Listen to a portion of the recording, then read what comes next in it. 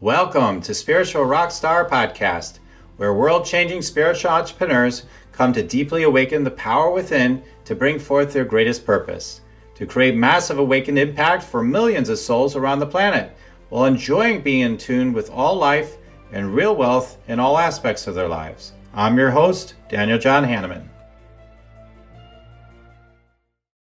And welcome, everybody. I'm so glad to be here with you again on the Spiritual Rockstar Podcast Show. Another amazing guest. Oh my God, this is a subject is near and dear to my heart. And it's so much more than I have even tapped into. I'm sure there's so much she has to share that I have no clue about. I'm just starting to read her book, Gale West here, with Money, Come Dance With Me, right? So we're going to learn about money, come dance with me. Do you want to meditate and make money? Let it be simple. Let it be easy. Let it be fun. Go to yoursacredpurpose.com and get your free Meditate Make Money meditation today. And so I want to tell you more about Gail. Now, first of all, Gail, how are you today? Oh, I'm great. Thank you. I'm happy to be on this podcast. I love I your love book. it. You got that symbol behind you and everything for people to watch on a video, and it just feels just like you're attuned. So I love it. Yeah, So I'm sparking. Sparking, yes. Okay, so I'm going to tell you about Gail. Gale West has over 35 years of experience in human potential and psychology, including 15 years as a psychotherapist in private practice. Gail is certified in numerous healing modalities. She has studied with indigenous shamans for the past 30 years. This is someone to learn from. Gail has been communicating with the consciousness of money for more than a decade. She has taught business in China and the States and has been an entrepreneurial coach for the past 12 years, taking her clients from 5 to 6 figures to 6 to 7 figures and maybe even beyond that. Who knows? Okay, and she has presented at numerous conferences, workshops, and retreats on healing the money trauma. So, Gail, it's such a pleasure to be with you. As always, we've known each other for a while. Honestly, we don't even see each other that often, but somehow I feel like you're a very dear friend of mine, and I think it's because of that heart space connection we have. And I know this is one of the areas where we really have some synergy.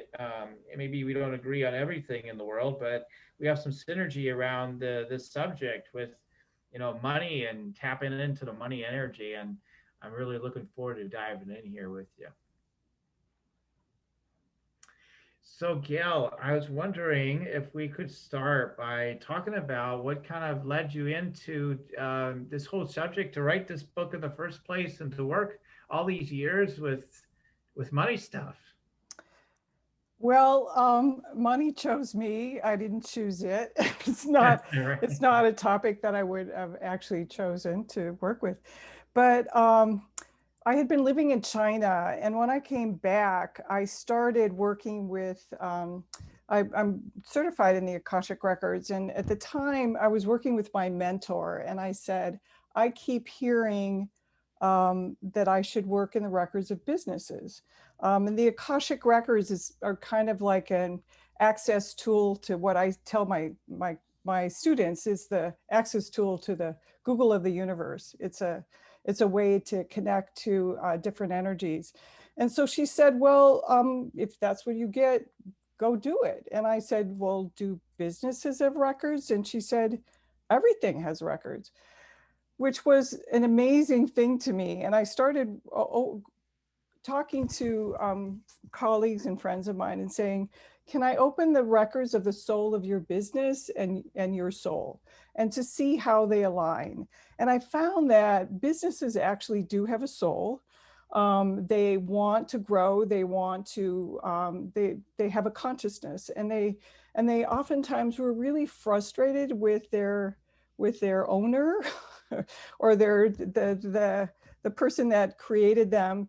And that it was around their relationship, the entrepreneur's relationship with money. So this was about in 2009, 2010. You know, a lot of stuff was happening at that time. There's a lot of fear in the field around money and craziness. And I thought, well, if businesses have a consciousness, I wonder if money has a consciousness. So I can still remember the day that I started talking to money, and I opened the consciousness of money, and I said, "Money, how do you grow?" And I started hearing this voice that was talking about Costa Rica and how it wasn't a country that was aligned with fear, and that as a result of that, it was growing it was exporting its beauty and all the stuff that I had no sense of and wouldn't even have thought of. And I thought, whoa, this is really amazing. And so I got up every day and started having conversations with money. And that's kind of how it happened. Wow. Wow. Wow. I mean, yeah, not too many people have the idea like I should be talking to the energy of money. I mean, although I mean, like I said, for myself, yes, I mean it happens to be a little slightly parallel path with with each other in that I've been dialoguing with money energy for years as well, but you know we all have our own way of doing it, etc., and working with that. But that yeah, like I mean, one of the things that really grabs me because I have your amazing book here, Money Come Dance with Me. So I have a copy right here, and I. I think it's interesting, like, yeah, because everybody says, like, well, yeah, you know, money, it's just energy. It's just energy.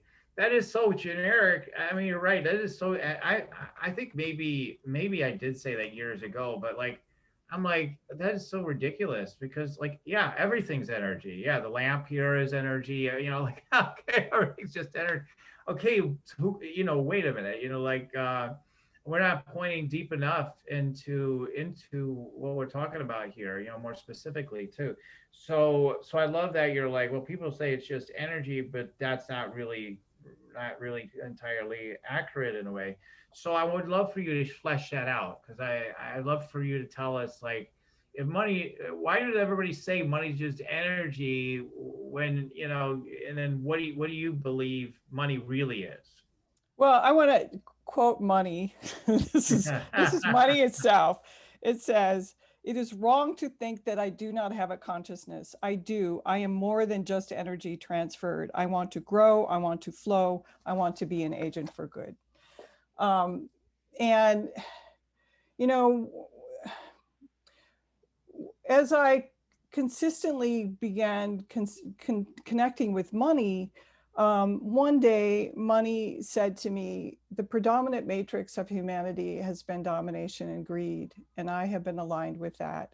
The new matrix of humanity is collaboration and generosity. I want to be aligned with that. Can you please help me?" And um, to which I said, "I'm just one person." Can't. But I began to realize um, that money has been vilified. It's been we've projected all our shadow, all our pain, all our suffering onto money, and this is not money's fault. This is not about money. It's about the shadow of the human race, and that if it could be its pure divine potential, it would be the expression of divine love in the marketplace. And that seems like a weird thing to say, but when we bring our gifts, when we bring our talents, we're basically bringing our divinity. And that and in a sense, what I say is that we're making love to the world. And also, it's the greatest act of self-love to develop your talents and your gifts and to gift them to the world. When we gift them to the world, it's an act of generosity, but we're giving and receiving. And that allows money then to be divine love in the marketplace. Right. Because we're not doing like trading cows for chickens. Like that's the old days. Right. That money is it needs to be that agent. And then the other thing that I thought was very profound is the idea that money had a sense of where we're moving in the universe. We're moving to a new paradigm that is collaborative and generous. Mm-hmm. And it wants to be a part of that new paradigm. And all of us who are working in spiritually, who are in the field, are wanting to create and help create that new paradigm of collaboration and generosity. And if we don't, as spiritual people, if we don't look at our money situation and we continue to keep it in that old paradigm that is bad and it's evil and I shouldn't want it, we're just perpetuating the old paradigm of greed and domination. Okay.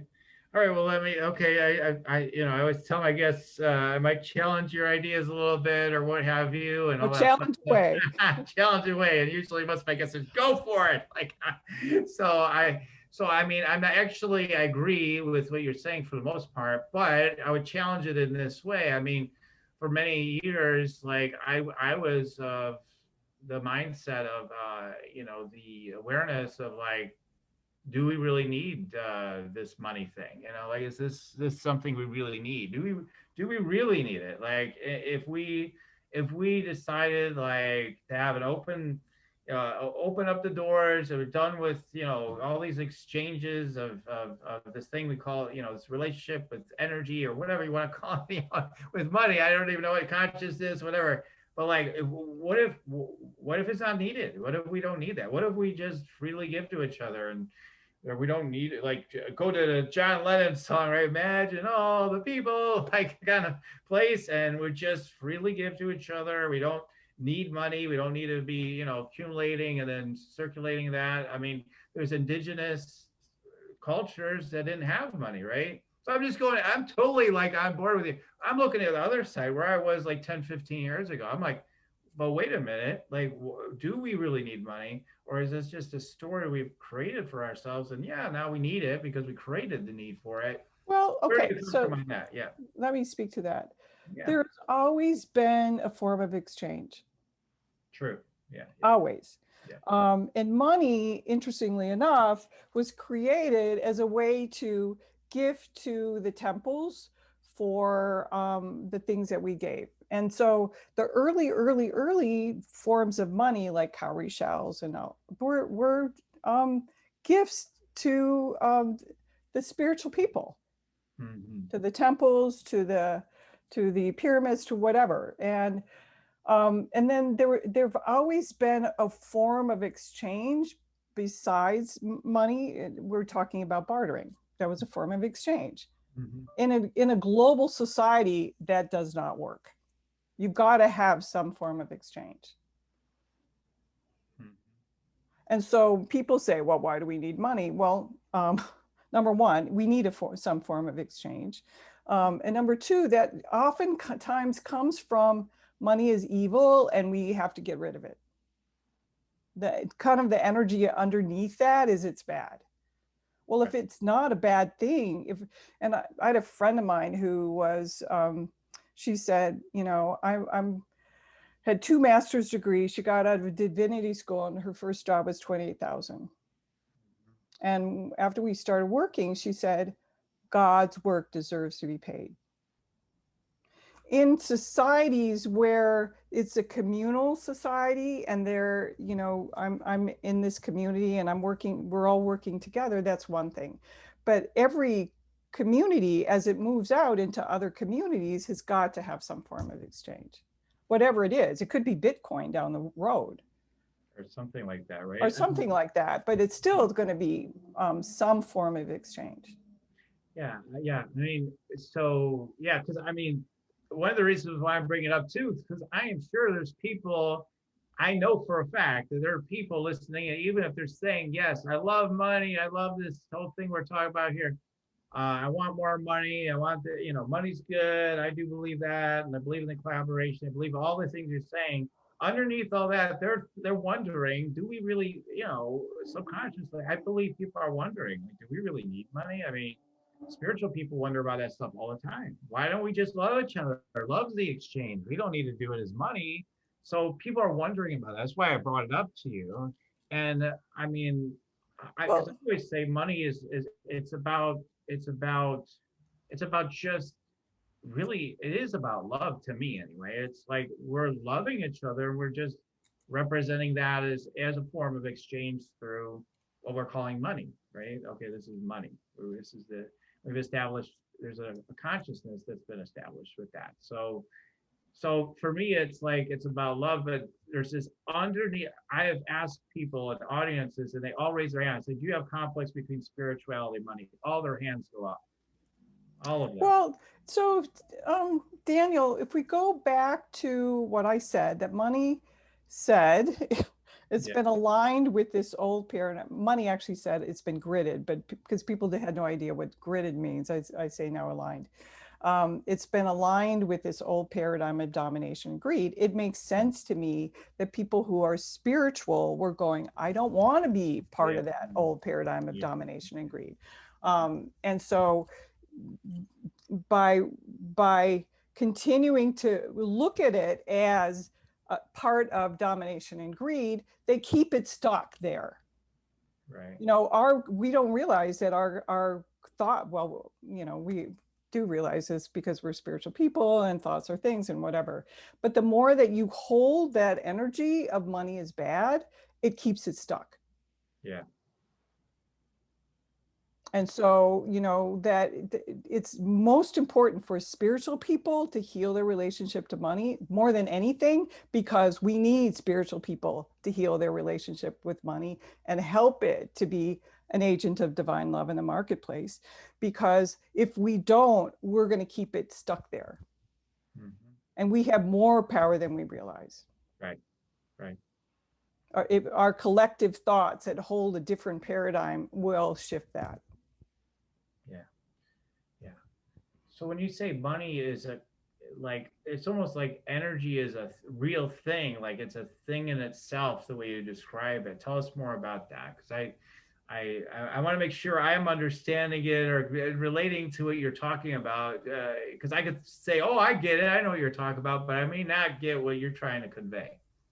Well, it's funny because we belong to a Kabbalistic synagogue, and I'm not Jewish, my partner is, but I love this work. And the rabbi says everything has a soul. Mm-hmm. Every your organ has a soul. So if you are having problems with your liver, talk to the soul of your liver, talk to the soul, to the atoms in your liver. So if we think about and it actually is, I just want to say the thing that kind of took me by surprise was when I came across this quote that everything that has been created has a consciousness. Mm-hmm. So if we look at oh God, who's the Dorothy McLean and her work with Findhorn. She talks about one day that they were having problems with their copy machine, and she thought, well, I've been talking to the spirit of the peas. Maybe the copy machine has a spirit. And she actually started talking to the copy machine, and she says like this bizarre kind of metallic voice that was coming out and was telling her what was happening. So you know, if we think about, and I don't know about you, but most people that give their cars a name know that their cars respond. Right. That things that we give and acknowledge the consciousness of will have a response. Mm-hmm. So I have actually seen like money as we know it is kind of still got that old energy, and it's starting to change. But I saw the consciousness, the divine essence of money. That's a very, very different consciousness. It's a really, really high vibration. And it was this being that had a cloak that was filaments of light. And as it moved, it was just, it created, it with sparkles of gold dust everywhere. And so it had this high energy. So if we, and I love Ken Honda's book about happy money, that happy money is money that has been given generously, given and received generously. Unhappy money is money that is filled with angst and fear and greed. And so so you don't have to look at it as, oh my God, it has a consciousness. You can look at it as, is my money happy? Mm-hmm. Mm-hmm. Right. Right. I mean, something I've always, talked about is for a long time anyway, is like you can have all the money in the world and be totally miserable. I mean, so I know people who have a lot of money are more miserable and more poverty stricken than people who may not have that much money. Oh, isn't that Well, I talk interesting? about it in my book as poverty of spirit. Mm-hmm. Mm-hmm. That you can have a lot of money, but if you have a lot of angst around it, if there's a lot of lifestyle anxiety, which there is a lot with people that have, the more and more money that they have, the more lifestyle anxiety that they have, you're not free.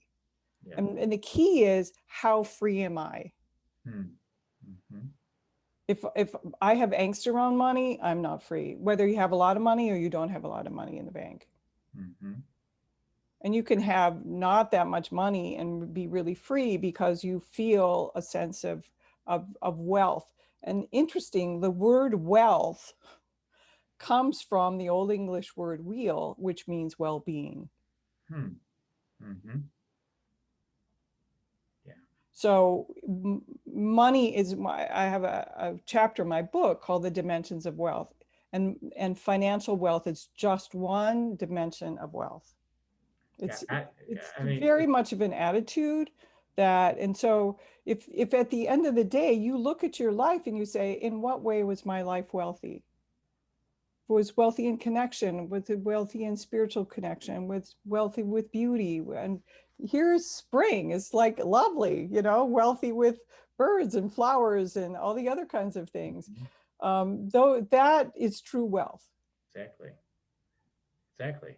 Exactly. I mean, I feel there are times when I haven't had a lot of seemingly the physical substance of money, but felt really rich with money anyway.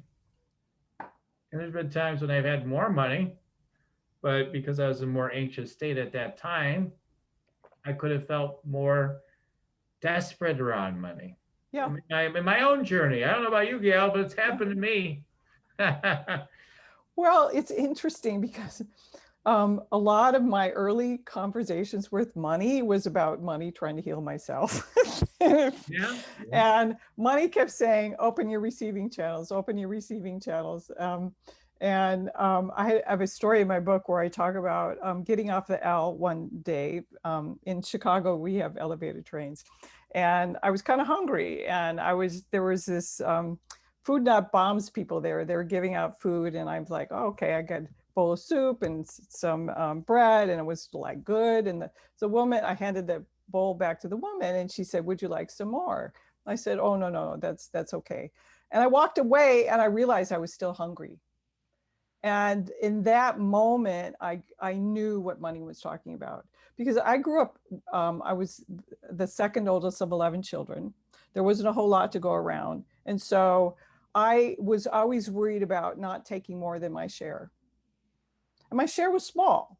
And I was still worried about not taking more than my share. And I saw how it filled my whole life around what I thought was possible. And that even though life was this abundant thing, I wasn't asking for more than crumbs.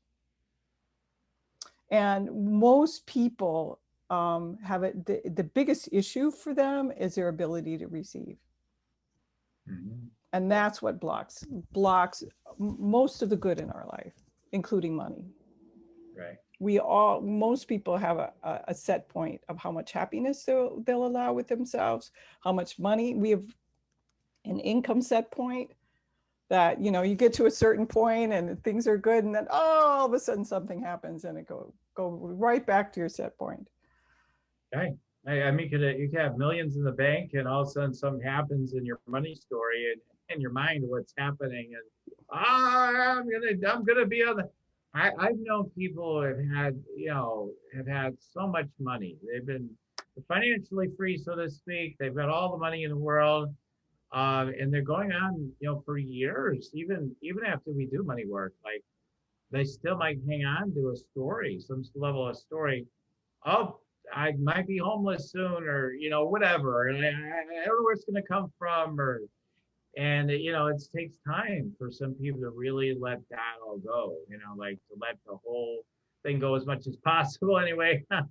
But like it's truly I think our money is a teacher, so to speak, or like a teacher of awakening, which is something we like to talk about a lot here. It's so perfect. That's something I've been a big champion of. Like use money for awakening. I mean, it's such Yes, it's a one of our biggest spiritual teachers. yeah. It shows us really clearly our beliefs, what we expect, what we allow, all those kinds of things. Yeah.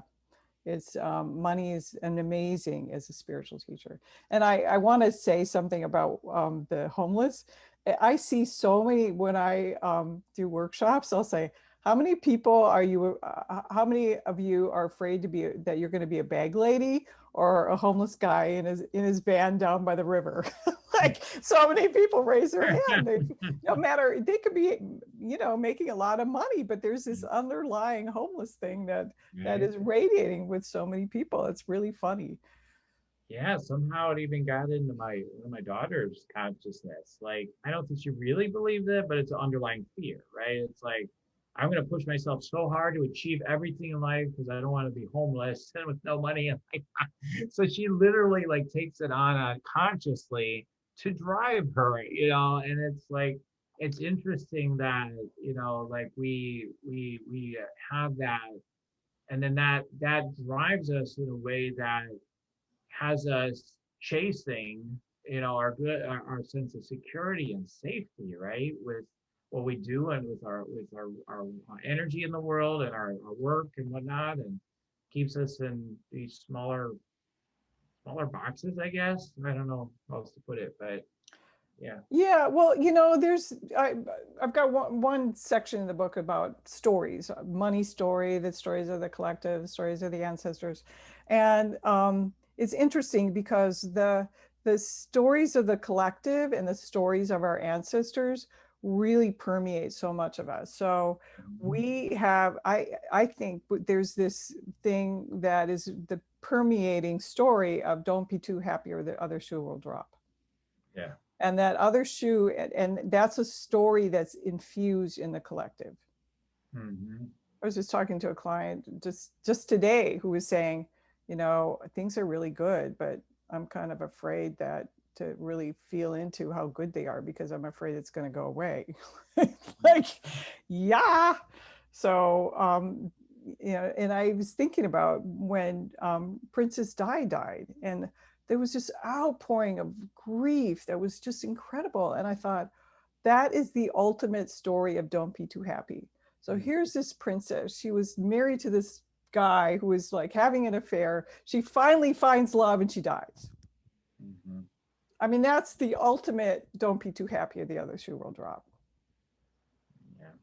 And that goes back to that set point thing. And also, the stories of our ancestors, and particularly our grandparents, really permeate energetically. That's that whole idea of the epigenetics and the stressors that of our ancestors get passed on. And so oftentimes people are energetically living out of beliefs and stories, not only from the collective, but also from the ancestors. So, Gail, I'm just starting to get into the book, and there are some things in here you've asked me to do that I haven't done yet. And one of them is to have a conversation with money.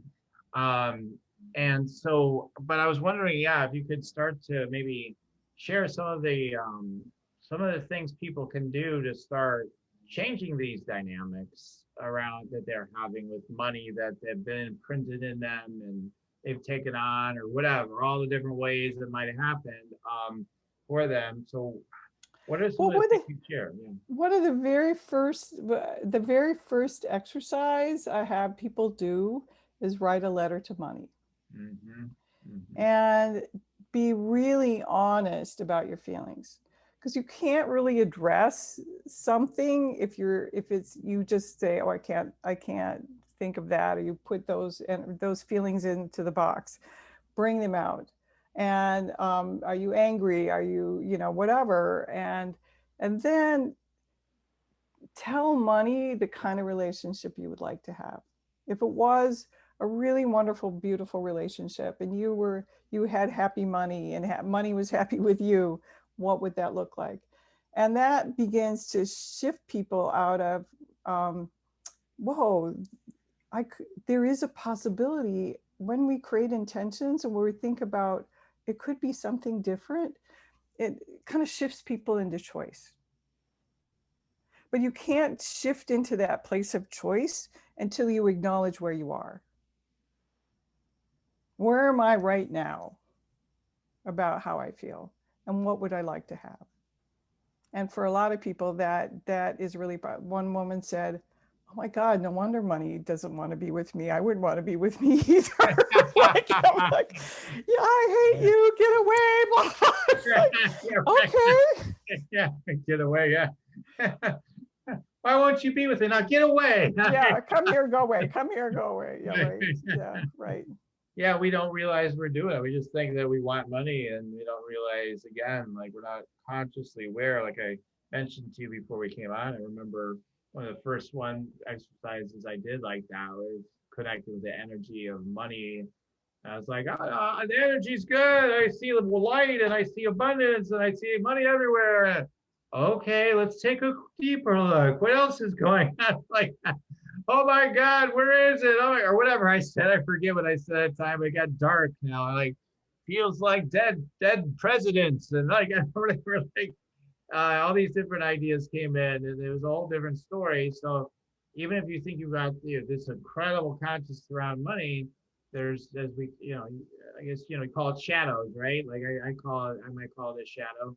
But it's the shadow underneath the things that we bury, suppress, that we're not fully conscious of, that we have in our belief system. So I would think when people write a letter to money, right, that what we find, and I've seen this, and the things I have people do, is things come out and they can be kind of surprised by what comes through, right?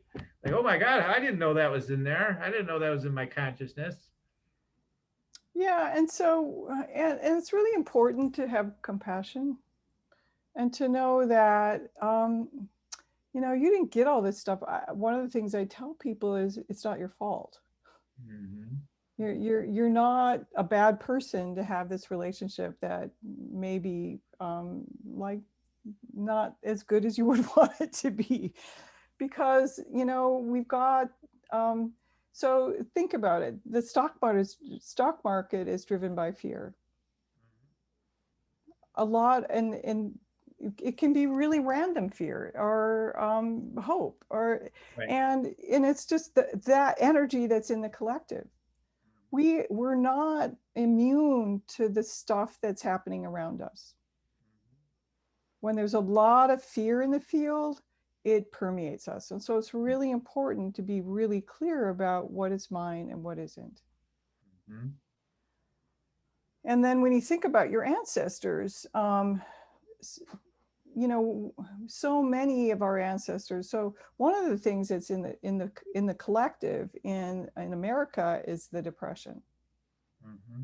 And most of our grandparents went through the Depression.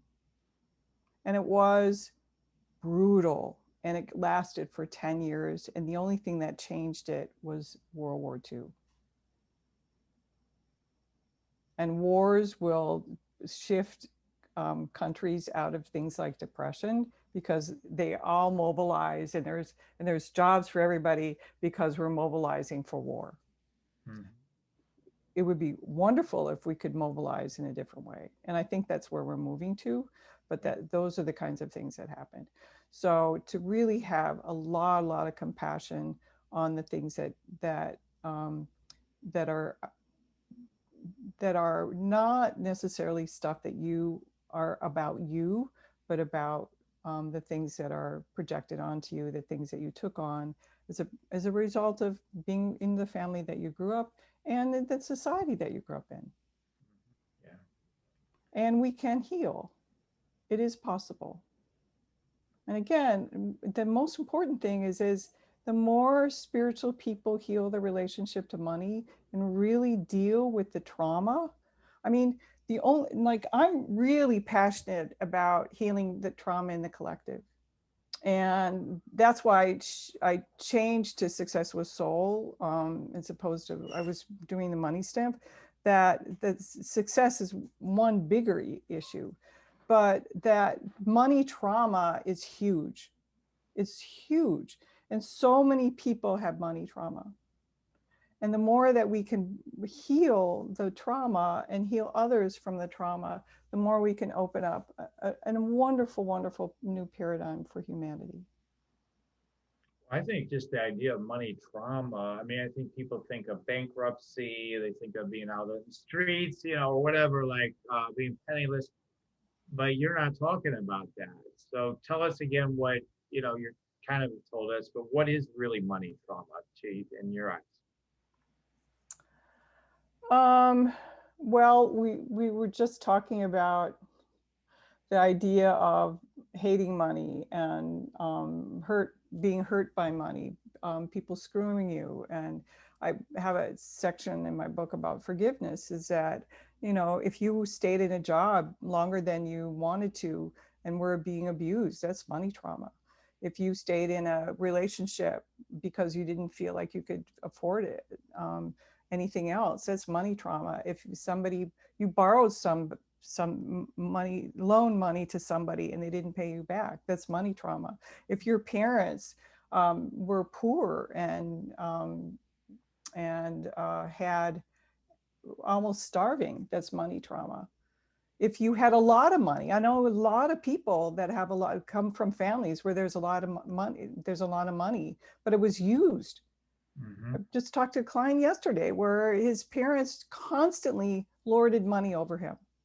Well, you're not going to get any money from us. You're not going to, unless you do this and this and this. That's money trauma. Yeah.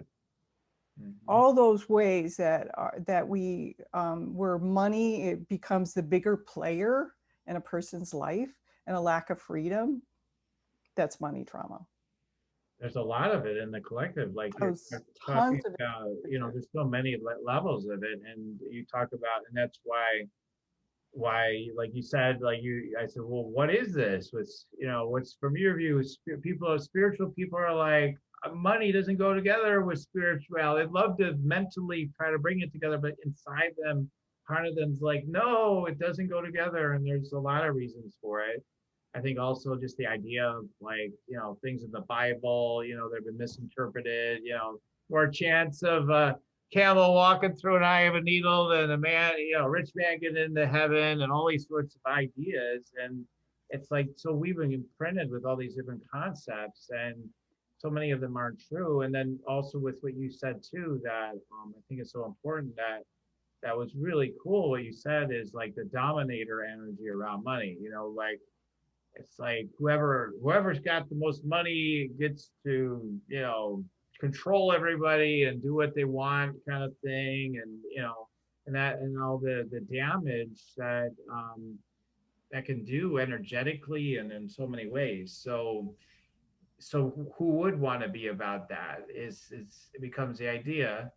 And then I always say, like, well, you don't have to take on that example. Is what I tell you when I share with you, like, like a surface level. First thing I share is, well, you don't have to use that as the example. What about people that I'm sure you can think of that have a lot of money that you admire? Maybe some people admire someone like a Louise Hay or Eckhart Tolle, or who knows? But a lot of different people have made a lot of money that don't seem to be using the energy of money in a bad way, but hopefully are probably using it in a very beautiful way. So we want Well, more examples like that, right? And then they can fund their projects too, right? Their missions that they want to do here on this program, Spiritual Rockstar. That's what it's about. Like, I want to end, childhood hunger, children going hungry, or I want to, want to create social justice, or want to, whatever the movement is. But like, they want to bring that. Well, then that love needs to pour through money as well. So anyway, I said a whole lot, but well, yeah. I mean, I think you're right, Daniel, that what an amazing world it would be if people that were spiritual, that were really connected to love, were really connected to doing good in the world, had money. yeah.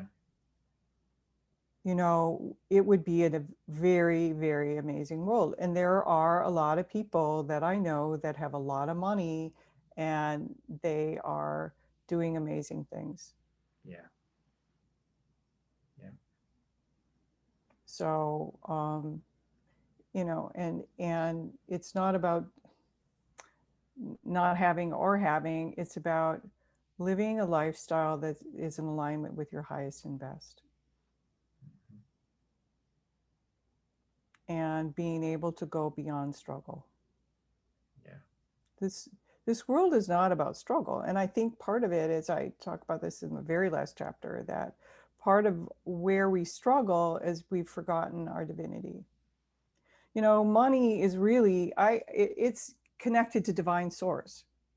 The divine energy of money is connected to divine source. Mm-hmm. And that, if you look around here, that being in a body is such a gift. And so I had a stroke. I've actually had 2 strokes in 2020. And my biggest takeaway was recognizing that my body has a consciousness. Mm-hmm. And the more that I was connected to my body, and that it was a gift to be in a body. So everything around me was so precious. I would go every day and look at the ducks and just kind of like groove on the ducks and the baby ducks, and that all of the things that we've been given, so that our senses, taste, smell, touch, these are gifts of the divine. And the more that we open ourselves to living deliciously and allowing that is true wealth. And a lot of times it doesn't take a lot of money to live in true wealth. But that doesn't mean that we don't want to have as much prosperity as possible. And I don't like the word abundance. I'll tell you why. Because I was with a colleague of mine. We opened up the records of money, the Akashic records of money. And it was this very bizarre, very amorphous thing that didn't go anywhere. It was like, and I had a client of mine one time, and he goes, I'm praying for abundance every day and nothing is happening. I said, well, because you're not specific. Right. It's because people are afraid to ask for what they want. And so, well, you can have abundance of a lot of things. You can have abundance of stress, of locusts, of whatever. But, be specific. Yeah, And exactly. Abundance is so base. I know I've done that. You've done it. I'm sure. Like we've done it in our lives. Like, and God, please, I want more abundance or whatever. Like we're in a prayer. It's sometimes like I am abundance. Oh, by the way, money and like. well, how many people would go to a restaurant and say, give me anything you have, but make it a lot? Yeah, right, right. Can you give me abundance? Like, they look at you like you're crazy. Because this new paradigm is the plane of really co-creating with the divine. Yeah. And when you're in touch with desire, and desire is not a bad word, the more that you're in touch with soul desire, true desire, the more it helps you walk your path. But like, we're abdicating our free will as co-creators with the divine when we say, oh, bring me abundance, whatever you want, use your divine will, like, and then a friend of mine was going, I keep hearing, well, what do you want, what do you want? Like, Right. I don't know. It's like, because if we just say bring abundance, but we're not specific, whatever comes is abundance. Right. And Right. yeah, it's Or we like give you an abundance. You give you abundance of stress. right or whatever. We give you abundance of worry about money because you're not being specific about asking for the money that you want and letting it be so. So yeah, it is hilarious when we step back and look at what we're doing.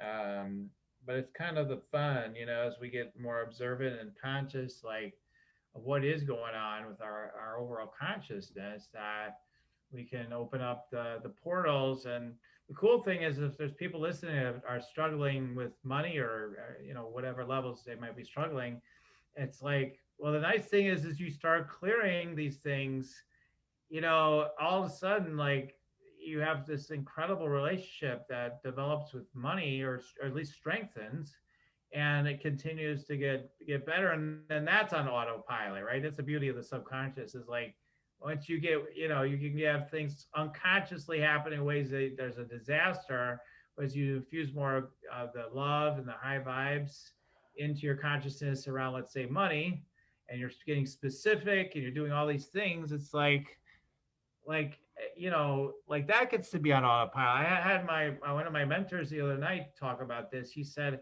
I was so clear about paying off my debt. It was like 65 grand or whatever it was, and I just kept focusing on it. I was just like so clear, it's happening, it's already done. And then when it happened, it really didn't matter to me because I already knew it was done.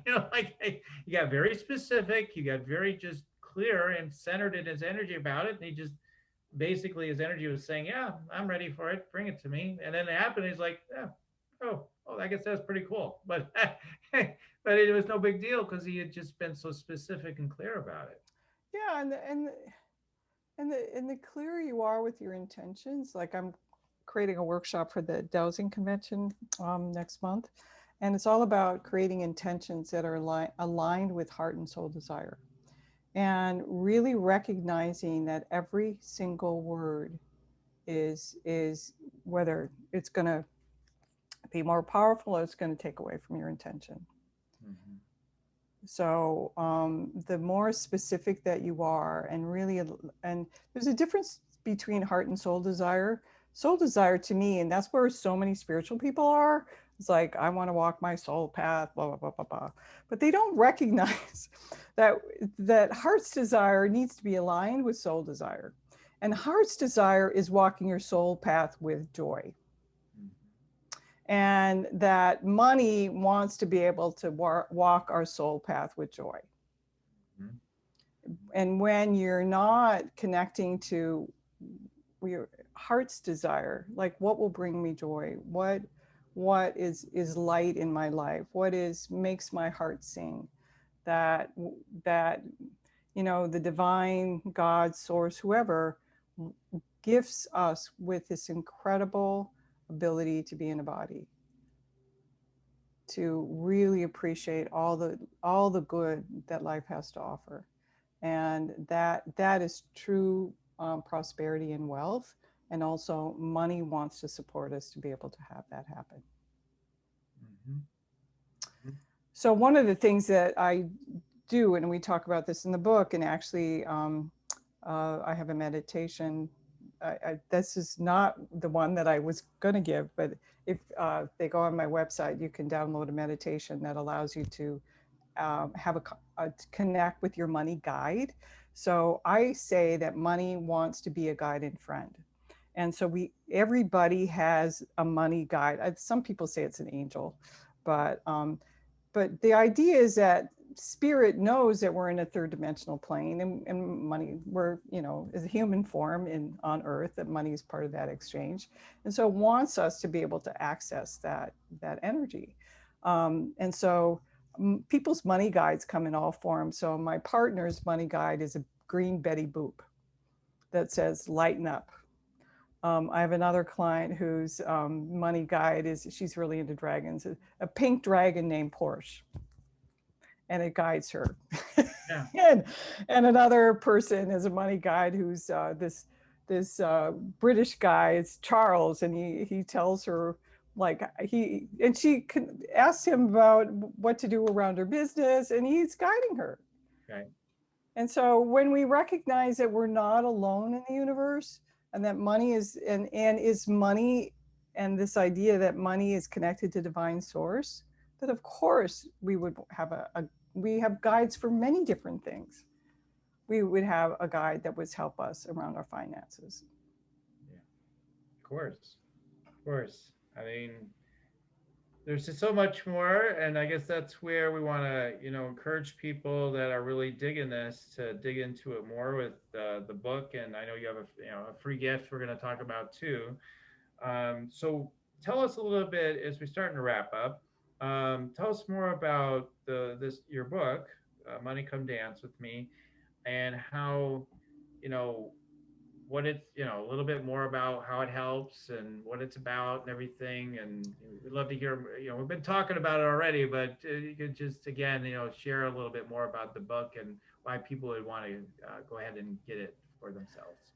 Um, so the first title was Money, a Healing Journey, but that was so depressing that I couldn't bear it. And then I don't know where I came up with Money, Come Dance With Me, but it really is a dance. We're dancing together. We're co-creating this dance. And when we dance through life, it's happy. So I have exercises at the end of each chapter called dance steps that people can do. And I was extremely generous in the book. So a lot of coaching programs say, don't give too much in your book, because why would they want to hire you? But that's not who I am, because if I'm talking about creating a generous and collaborative world, how could I not hold back? So I don't hold back as far as helping people connect to money. We talk about the money stories, about connecting to money, and about being a conscious co-creator with the divine. And at the end, creating a joyful, wealthy life. So it's not just about money, it's about having a joyous lifestyle, a joyously wealthy lifestyle. And I highly recommend getting the book itself as opposed to the Kindle. I know a lot of people are into Kindle. And part of it is because the Kindle has the energy of every book you have on that Kindle, and the energy of the Kindle itself.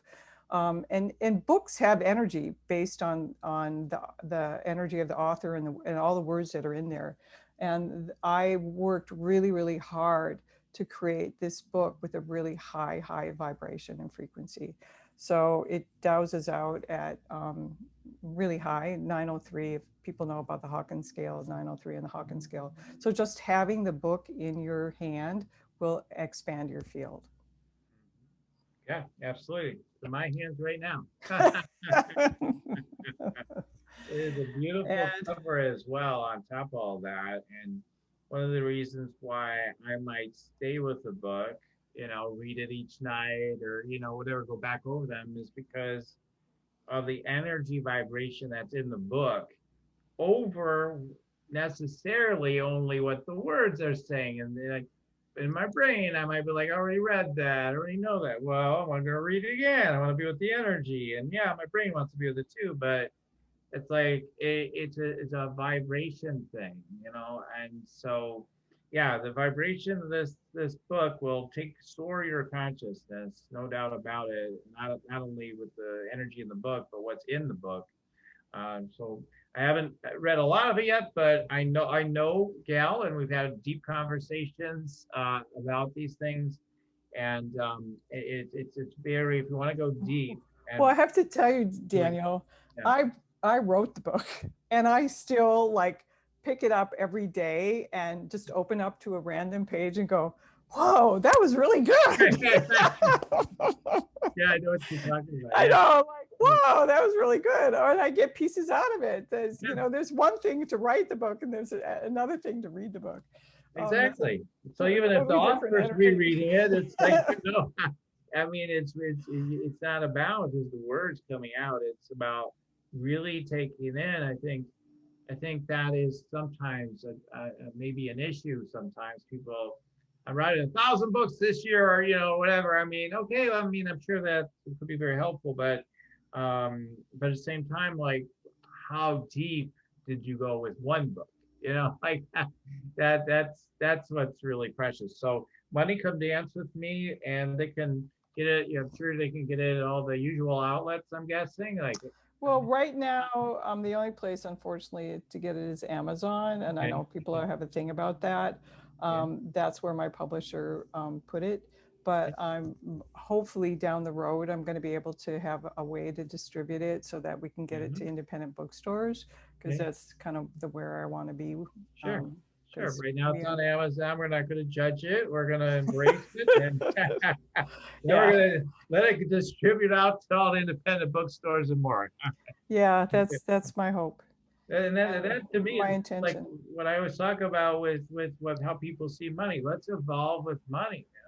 there's other currencies that want to come into our life, whether it's a Bitcoin or I don't know, it doesn't matter to me, but like whatever it is, it'll happen. But let's embrace what is right now, and then Yeah, that's become dance important. with us and And the more. other thing I'm going to ask to people consider to pay cash as much as possible, because that really allows you to feel, because when you pay with card, and granted it's easy that, but we don't feel into money. So the more that you can pay with cash and carry cash, the more that you, and bless your money, Mm-hmm. because blessing anything Yeah.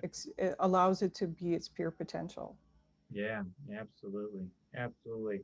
Well, there's a million more tips I'm sure we could give them, but we're going to save that for them with the book. And then you also had a free gift. We'd want to make sure we get that in today. So So, one thing that you can do is you go to my website, successwithsoul.com, and click on the book. You're going to be able to download the meditation that allows you to create a connection with money. The other one is successwithsoul-.com/receive. This is not on my website, and I'm going to put it up so that you can, if you go on that, this is a meditation to open your receiving channels. And so many people have really muddy receiving channels that if you can just open your receiving channels, it'll really open more, not abundance, but more wealth and prosperity, and kind of a sense of allowing the good of life to come in. mhm, And life, it can be really a delicious experience. So, absolutely. yeah. Absolutely. Have a slice at least, right? Or a whole pie. All A whole pie. right. And then Yeah. many more pies. No, Yeah. why not? Okay. All right, be the baker even. I mean, all that good stuff. So beautiful. So Gail, we're at time of the show where you'll put that in the show notes, by the way, for everybody, successwithsoul.com/receive. And that is such the key to everything is opening to receiving. We'll Or take, also money dance with me is .com is another. We'll put all these things in the session notes, so you'll have exactly what you need. My assistant takes care of that, so I'm not quite sure what it is, but I'll make sure that you get it, the right thing. get everything in there. Yeah, right. And then Gail, from there, this time of show where I like to do the quick tune in with my guests so I can share more of the awesomeness of who you are with the audience and anything that I want to come through for today. Are you ready to receive? Yes, Awesome. Okay. All right. yes, yes. Beautiful. Okay. All right. There's a nice mindful yes. Okay. Let's go ahead and tune in here.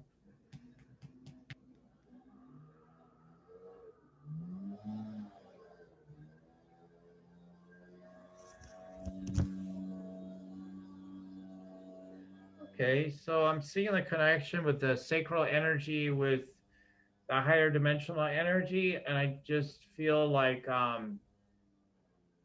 that I've always noticed in you, but I feel like there definitely are these old like layers that are peeling off of your energy and your aura. Is this deepening is happening with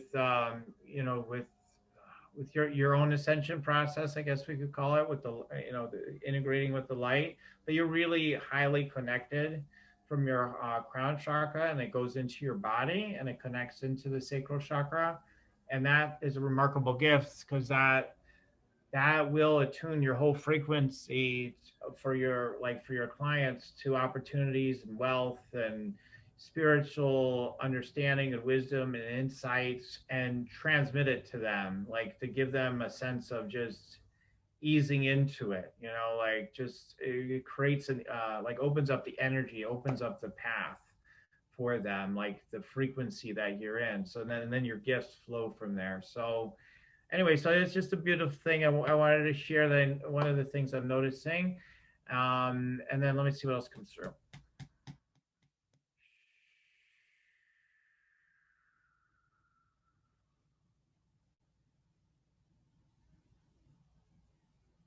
they're showing me like, they show a picture of big ears that you're just really present and really listening and really, and it's like you're really becoming a magnet for more building of your own wealth, like I'm seeing like more of that coming in.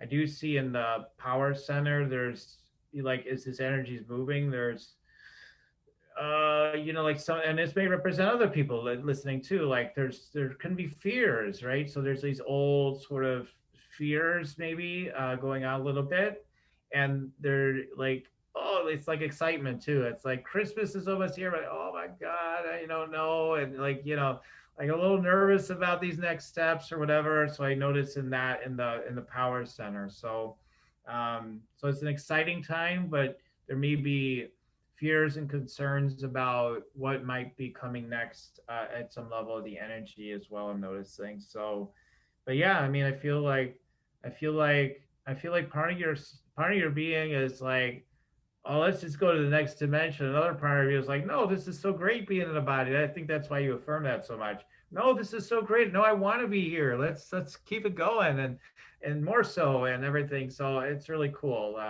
when I'm picking up on your energy there, Gail. Yeah, it's really beautiful that you're right. There's a thing about the really being honored about being in a body, that I have this thing about being in a body. And really was resonant with the things that you were saying. So I appreciate the, and there's, I have some parts of me that are still kind of afraid around putting my book out because my concepts are so out of the box. Yeah, yeah. But that's getting more, as more and more people respond and say, like, I have many 5-star reviews and say, wow, it's really good. A lot of us who walked the spiritual path for many, many years had to be in the box. Yeah. And so with our very out there ways of being, and so we need to update our files. And so yeah, I could totally relate. Yes. So thank you. Awesome. People want to check me out, you can go to yoursacredpurpose.com, by the way. I have a meditate and make money meditation that I keep offering here. Again, it opens up your energy and your chakras. It does help open up the money channels, the ideas and information, the guide and lead you. And like when energy gets turned on, right? Like it's like magic, things start happening for you. So check it out. It does work.